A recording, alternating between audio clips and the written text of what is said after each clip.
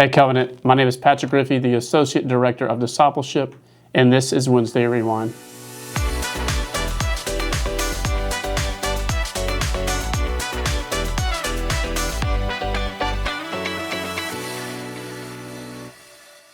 This past Sunday, Pastor Darren preached the message, I quit being afraid to talk to others about Jesus. I quit being afraid to share the good news of what Jesus has done in our lives. And I think it's funny that very often we're afraid to talk about Jesus to others because we don't know what they believe. Or, a very different reason, we're not confident enough to be able to share the good news of Jesus because what if they have questions? We don't feel equipped. We don't feel ready. We don't feel prepared. And what I want to challenge you with there is that you just need to share your story. I love how Darren challenged this whole notion of preach the gospel at all times, and if necessary, use words. Candace looked at me right when he said that because I used to be a big fan of that phrase. I was like, yeah, we should live above reproach.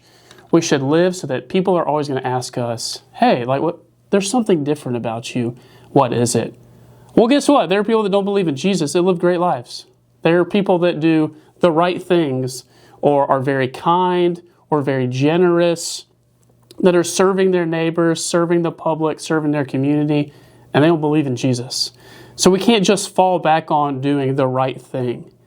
People have to know why we're doing those things, because motivations behind what we do are just as important as what we do.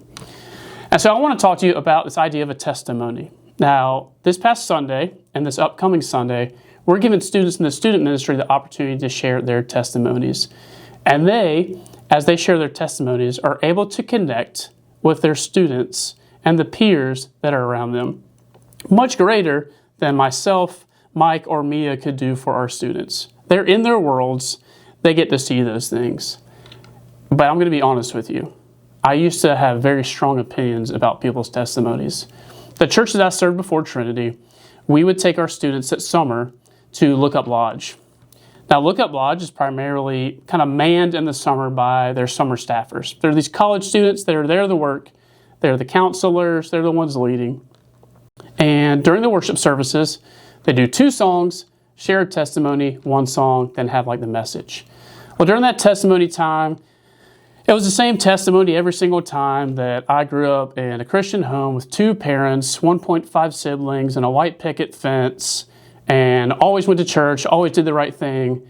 And then they get to the part where they struggled with holding hands before they got married. And I'm like, oh, this is ridiculous. Come on, y'all. Where's the, I've used cocaine since I was 6 years old. And then I turned my life around and Jesus transformed me.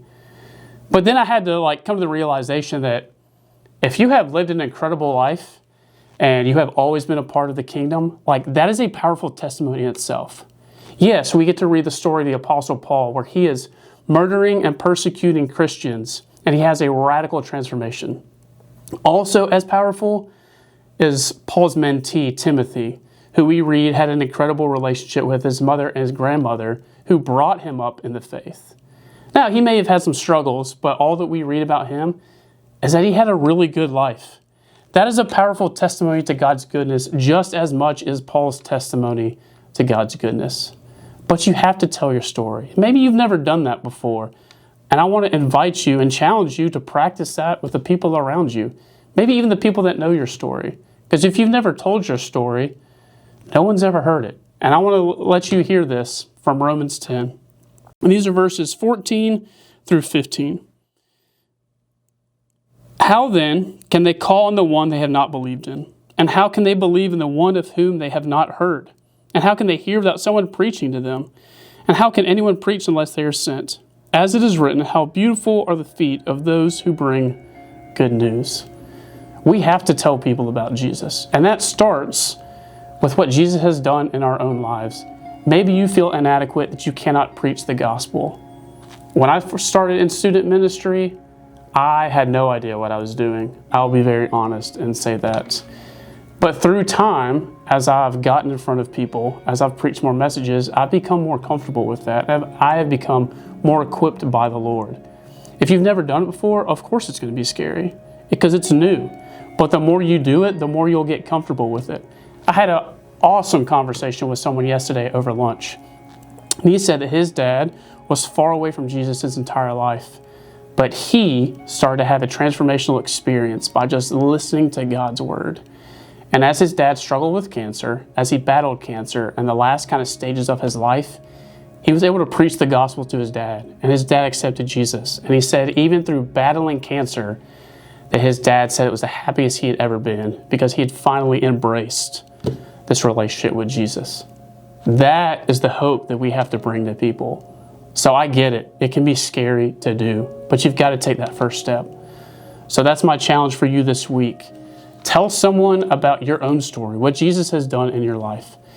Start by telling a trusted friend, someone who maybe already even knows that story, but practice it with them, and then it will be more comfortable when you can have that conversation with other people. Because again, we got to preach the gospel at all times, and you have to use words. They are necessary.